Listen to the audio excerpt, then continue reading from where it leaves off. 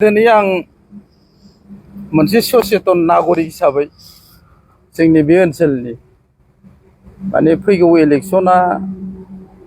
जानो थांगासिनो दं। बेवहाय बयबो गावबागाव पार्टिया दोलोआ माने गावबागावनि हान्जानि देरहानायनि थाखाय जाय फाराफारि खामानि मावदों खुब मोजांनि बाथ्रा। खिन्थु मैया आं बिलिफाङाव मबाइलाव फेसबुकाव मोननाय जादों आरोखि फंबाय बिस्टि जोंनि बे ओनसोलनि सासे कन्ट्राक्टर मानसि, बिथाङा मोनसे माने अबैध राव बुंनाय बायदि मोनदां, माने आनकन्डिसनेल लेंगुवेज बाहायदों वार्ड। बे देबोरगावनि सानै माने जोंनि बिजेपिनि वार्कार ड्राइभार फंबाय आरो लोगोसे सानाम होननाय बिथाङा नाम खारिनाय बिसोरखौ बुंदों आरोखि। जोंनि 9 नम्बराव माने 10 नम्बरनिफ्राय फैनाय मानसिफ्रा माने जोंनि सिङाव गोलैया, अब्लाबो बिथांमोना जोंनि बे जायगायाव फैनानैहाय माने रायजो राजाफोरखौ माने गुबुंले खालामफैदों, नंखाय बाथ्रा फोसावफैदों। बिथांमोना जोंनि ओनसोलनि नङा, बेवहाय रां जासिनानै बिथांमोना मबिलाइज खालामफैदों, बेफोरबायदि खोथा बुंदों आरोखि। खिन्थु सचेतन नागरिक हिसाबै जोंहा एसे दायित्व दं आं मोनदों आरोखि। आं फिलिं खालामदों इलेक्शनाव राजनितिकआव जोंनि मानसिया दासिमबो सांग्रांथि इसिग्राब गैया, रोङा। दासिमबो जोंनाव गामि सिंफ्राव, बियो गामिसो, गामि सिङाव माने दासिमबो इसिग्राब पलिटिक्सआ मा जिनिस बेखौ बुजिनाय गैया आरोखि। दा बिथांमोन सानैखौ जुदि नोंसोर जोंनि बे एलेकानि मानसि नङा होननानै जुदि सोरबाया लोङै जायै बा दा लोंथों, सोरबा बुजियै मानसिफ्रा इमसन खालामनानै जुदि बुनानै हरोब्ला बिथांनि बे फंसे वार्डआवनो माने बियो उसुबिदा जागोन आरोखि। बिदियैनो जोंनि इलेक्शनफ्रा दावराव दावसि जानो हागौ। जाहाथे बेखौ साफ्रोमबो मोनफ्रोमबो पार्टिनि लिडारफ्रा जाहाथे बेफोरखौ मोनसे सांग्रांथि जायो आरोखि, बुंनो मोनै बाथ्राफोरखौ जाहाथे बुङा। जेरैहाय गावबागाव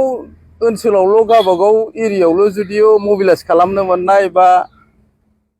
नमिनेसन होनो मोननाय, बेथ' जोंनि रायजोआव जोंनि कान्ट्रियाव बे गैया।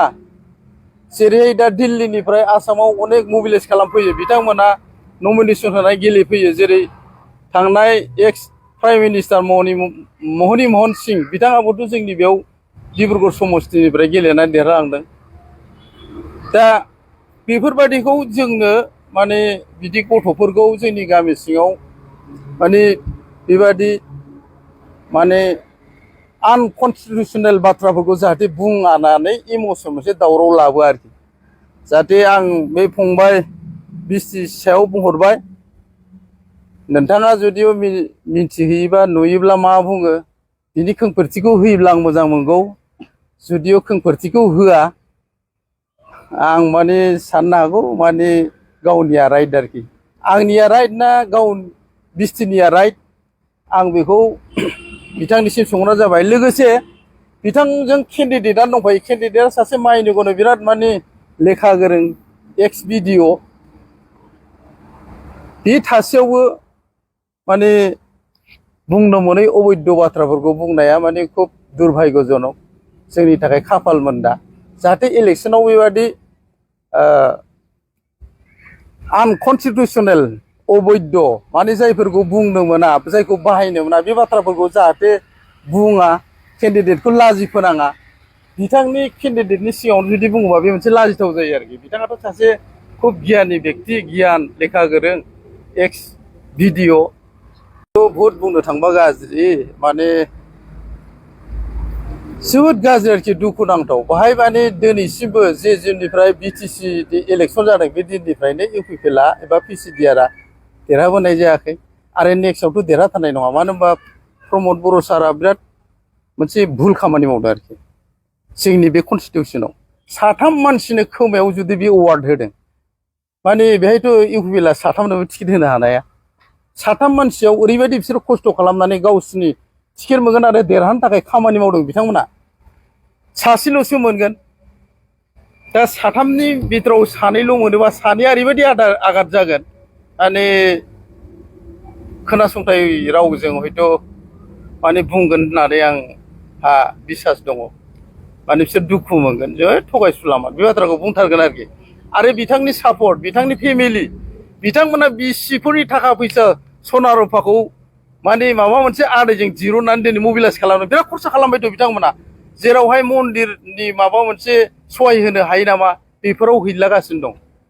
बिथांमोना मानो हैदों मोनसे आसा खालामथारदों गावखौ गाव टिकेट मोनथारगोन होननानै साफ्रोमबो एखे रोखोमै खामानि मावदों बिथांमोना दा सासेयाल'सो मोनगोन बै माखासेनि थाखा खरसा जाबाय आरो बिसिनि जाय मोनाखै टिकेट बिथांमोननि न'खराव ओरैबायदि माने मोनसे फिलिं फैगोन बिसि फिसा बाय बागि बिदा फंबायफोरा मोनसे मा होनो बेखौ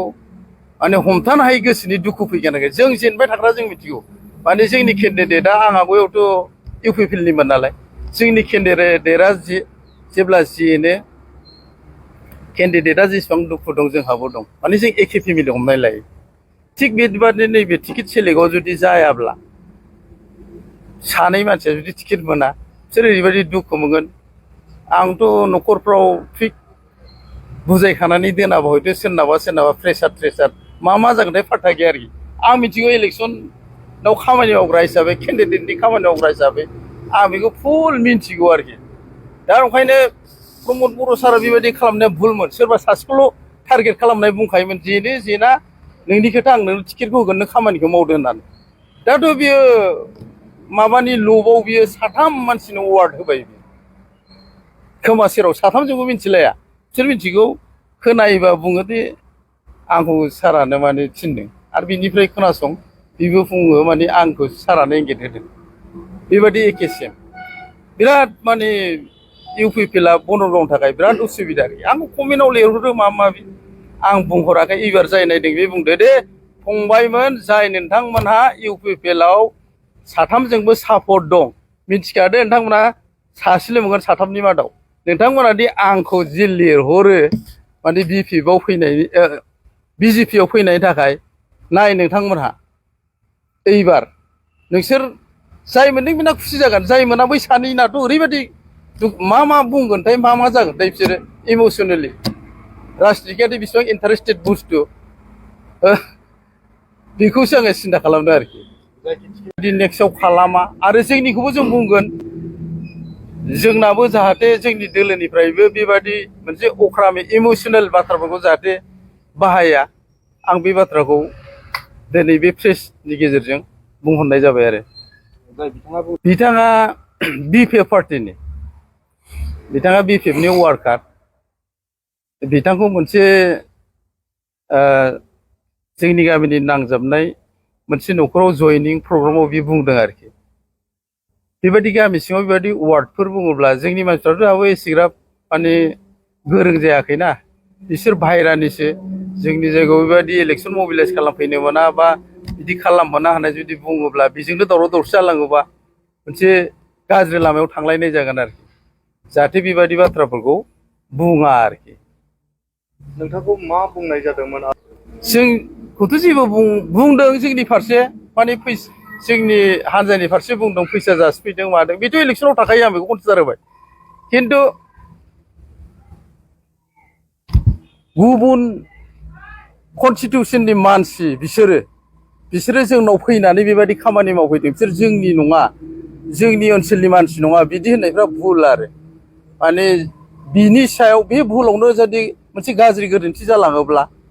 नोंगौ बिसोर दस्रा जायगानिसो जों बिसोरखौ बुनो मोनो होनलाबायोब्ला माने इमसनेलि जोंनि बिदा फंबायफ्रा जोंनि मानसिफ्राथ' सचेतन एसेग्राब रोंगौथि जाथ'वाखै दाबो नोंथांमोनखौ मानो टारगेट लानाय जादों बिथांमोना देरहानायनि खाथिराव हयथ' बिथांमोना जोंखौ माने गावसोरखौ बिथांमोना देरहानायनि थाखाय मा बुङो मा बुङा लिगेलजों बुंलां गावस्रा मा खामानि मावनो थाखाय मा थांखि लादों बिथांखि लादों बिपिएफआ मा मावथांखि लादों बेफोरखौ बुंलां बुंनायनि अनेक लामा दं बुजायनायनि अनेक लामा दं अब्लाबो सोरखौबा एटाक खालामनायफ्रा भुल आरोखि जोंनि मानसिफोरखौ गाज्रि दैदेनलांनाय बादि आं मोनो माने एरिया लानानैसो जुदि इलेक्सननि मबिलाइज खालामलायनो हानाय जुदि गोहो थायोब्ला अब्लाथ' जोंनि रायजो राजाफ्रा दाबो आयेनखौ मिथियाखै बिथांमोननि बेबायदि गोरों मानसिनिफ्राय बिदि खुगायानो ओंखारोबा जोंनि बे गामि सिङाव दासिमबो एसेग्राब लेखा गोरों जाथ'वाखै बोराय बुरिफ्रा दाबो मिथिजोबाखै बा जोंनि उन्दै जाखांफुनाय गथ'फ्राबो हमस्लाबनो हाया जाहाथे जोङो बे इलेक्सननि गेजेरजोंनो माखासे बुंनो मोननाय बाथ्राफोरखौ बुंनानै जाहाथे फोरोंलांबावो आंथ' बिदिसो नंदों आरोखि थाखाय बिथांमोना बेबायदि बाथ्रा बुंनो गोनां जादों बेयो फाक्का जोंनाथ' देरहाखानाय माने 56,000 सामथिं भटआव 28,000आनो बर'जों माने डिभाइड हिसाब खालामनायाव मोनो दा गोदोहाय मन'जयला सार होनायावनो बिना माने हय मबिलाइजेसन खालामदों खिन्थु बे समाव आसामाव माने बिजेपिनि इसिग्राब दोहौ गैयामोन बिटिसिआव बिजेपिनि दोहौ गैयामोन बिथाङा इमसनेलि गाव टिकेट मोनैयाव जुजिनानै बेखौ होनायसोमोन बेयावनो बेसेबां मोनदों अब्लाथ' जोङो एइबारहाय माने आसामनिफ्रायनो फैनानै जोंनि बे बिटिआर ओनसोलावनो 35 था ट्राइबेल सिटआव जों बर'फ्रा होगोन होननानै बुंदों दा एसे उनाव मा सोलाय सोल' जायो बेखौ मिथिया खिन्थु जों खुब आसा खालामदों सानै मानाव गेदेर चिफ एक्सनि आरो दा एक्जिस्टिंनि बिसिनि सिटआव होआ होनथ'दों खिन्थु गासिबावबो होगोन होनदों अब्ला जोङो नुनो मोनदों दे बयबो साखाफारा आरोखि आरो जों सानफ्रोमबो आप टु डेट खबर लागासिनो दं बिजेपिआव दिन बाय दिन बारसोमगासिनो दं जोंनावथ' बे सारखौ बुंनांगौ खोथायानो गैया माने बिथांनि आखल आखु आरो बिथाङा एक्सपिरियेन्स दंना माने बिथाङा एइबार जों 3 टाइम्स इलेक्सन गेलेदों खननायाथ' ओरैबायदि मोजाङै देरहादों बिथांखौ मिन्थियै रावबो गैया आरोखि जोंनि ओनसोलाव माने सानफ्रोमबो ओंखारो माने सासे सानै बिपिएफआव हयथ' जयेन जाहैनाय नुयो बिजेपिआवथ' हल जागासिनो दं आरो जों खिथाबावासो जोंनिखौ जों प्रसार खालामनानै लाया जोंहा मोनसे माबा दङ आरोखि जोंनाव मोनसे साननाय दं आरोखि जोंनाव पलिसि दं जों अभार माने माबा खालामा आरोखि जोंना लिमिटेडआव दंगासिनो दं सिङाव जोंनि जयेना न'आवसो जायो जोंना बै मास गेदारिंआव जाया जेनेबा दिनै मोनसे जायगायाव नुदों आं माने कुमुद सार फैदों जयनिं जादों गोबां मानसि दोहौ नुदों बाय खिन्थु साब्रैसोल' बिपिएफनानै बिपिएफआव जयनिं जादों आरोखि गासिबो जोंनि मानसिया साइडआव जिरायनाय दं बिसोरथ' बिसोरनि नङाना बिसोर जोंजों खोथा होखानाय आरो बिसोर खोनासंदों बेबायदि आरोखि खिन्थु जोंनि जयनिंआ बेबायदि नङा जों न'आव थांना जयनिं खालामो जा जादों एकदम रग' गथा बेबायदि आरोखि खिन्थु इउपिपिएलनाथ' माबा खबाइ गिजि जे गिजिजों ना हमनायफोरबायदिसो नाखौ मोनो जेयाव सारनाय खबायाव थ्रोबसो खबाइया गिजि ब्लड गलांफिनो बेफोरबायदि आरोखि खुब दुखुनांथाव आरोखि इउपिपिएलनि थाखाय मोनसे खोथाया बेनो आदा बिटिया जोंखौ गुबुन समस्थिनि बनगर समस्थियाव हाबनानै गुबुंले खालामदों मादों बे खोथाखौ बुंदों दा एग्जाम्पल हिसाबै गावसिनावबो दङ जेन'बा आदा केमलार दङ आमाइसि मेरगम दङ बिसोरबोथ' बिसोरखौ लानानैनो गावसोरखौ गिदिंबाय थायो बेनो दा मोनसे खोथाया नोङो खुनु गुबुन समस्थिनि मानसिया गुबुन समस्थियाव हाबनानै खामानि मावनो मोना होननानै संबिधानाव लिरनाय गैया दा बे खोथाखौ बिसोर साननानै बुंलाबायनाय आरो आङो दिनैनिल' खोथा नङा फार्स्ट जेब्ला राजिब सारा बनगर समस्थियाव गेलेनो थाखाय रेडि जायो बे समनिफ्रायनो आं राजिब सारजों क्लसखा आरो बनगर समस्थियाव आङो राजिब सारनि जानानै बे समजों खामानि मावबोबाय थाखानाय आरो दा बेनोसै